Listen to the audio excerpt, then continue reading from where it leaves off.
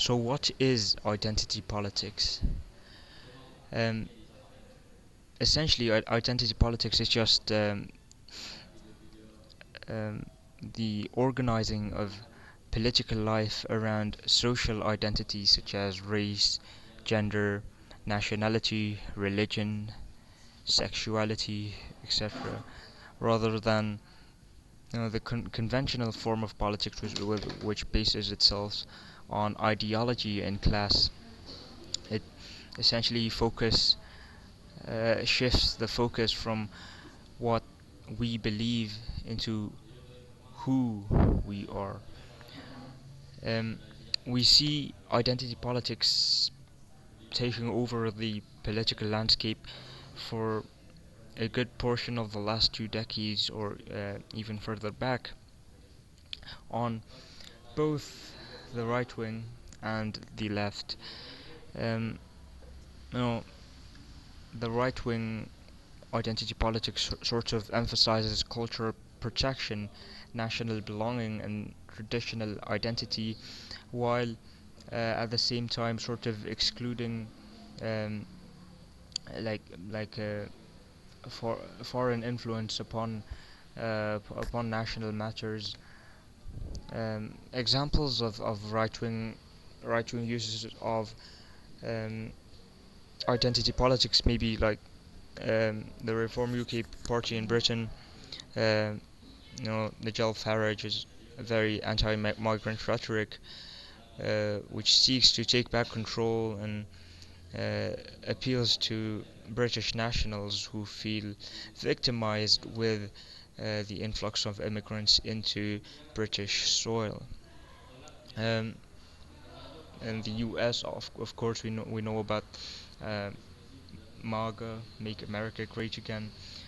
Trump and his ICE and immigration policies, which very much plays in the sphere of identity politics in order to be able to uh, perform this very anti-immigration, anti-migrant sort of policies.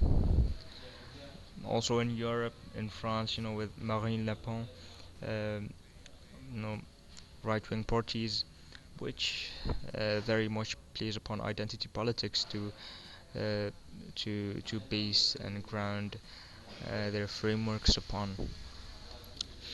We could also see identity politics on the opposite side of the political spectrum.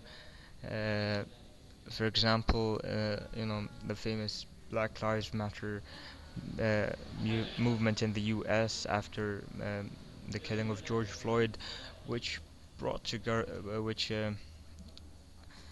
responded to systemic racism and police brutality in the U.S. Although, um, as is with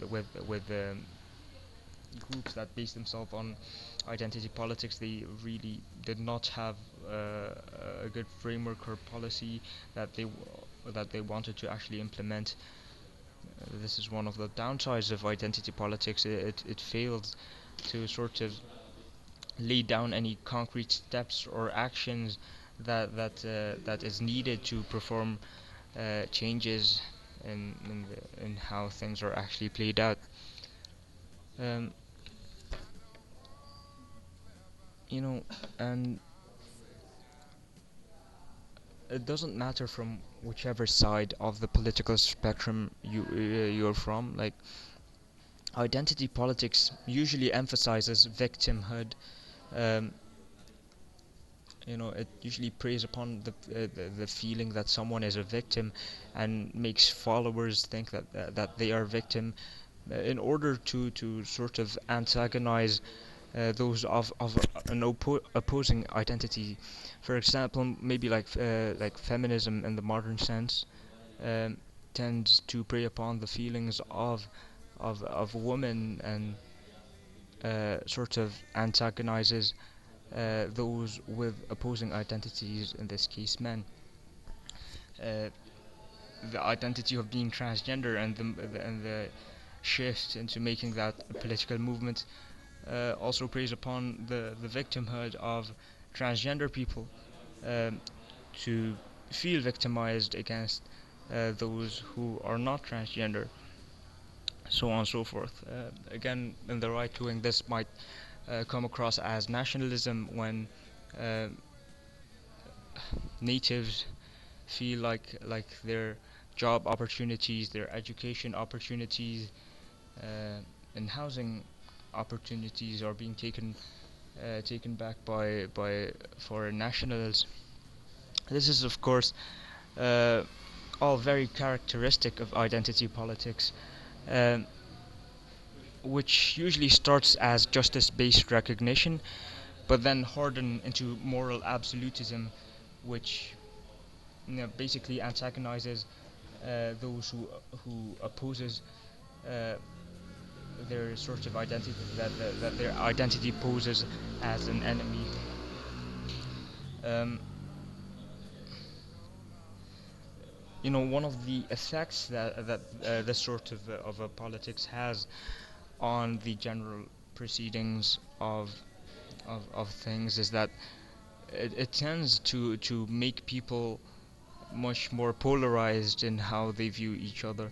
When people don't see each other based on what they actually think, on their ideologies and their moral and political frameworks, but on simply their identity, who they are.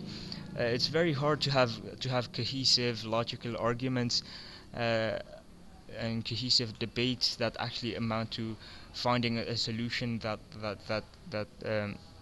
is compatible with both sides. But it becomes a sort of zero-sum policy game, which does not allow for any compromises from either side, not understanding either side, and uh, become sort of extremist and polarized in a way that does not allow for proper um, discussions and things that is required to find a solution. Uh, you know, it very much preys upon emotion rather than logic and critical thinking uh, to find the solutions to whichever social problems they're trying to fix. Um, it definitely leans into things such as group thinking, which people base their ideologies just because of people with similar identities align themselves with said ideologies. Um, it also creates echo chambers in social media where people just echo back, just repeat like Paris what uh, what what they hear their leaders or people with similar identities say uh, on the internet, which in turn helps create outrage and um, a feeling of anger towards opposing identities, which might lead to violence uh, across social groups. Yeah, so essentially, identity politics, which has been the prevalent form of politics in the past few decades, is very much detrimental to how uh, politics should be run, and in fact has very visible downsides and consequences in the real world as we know it.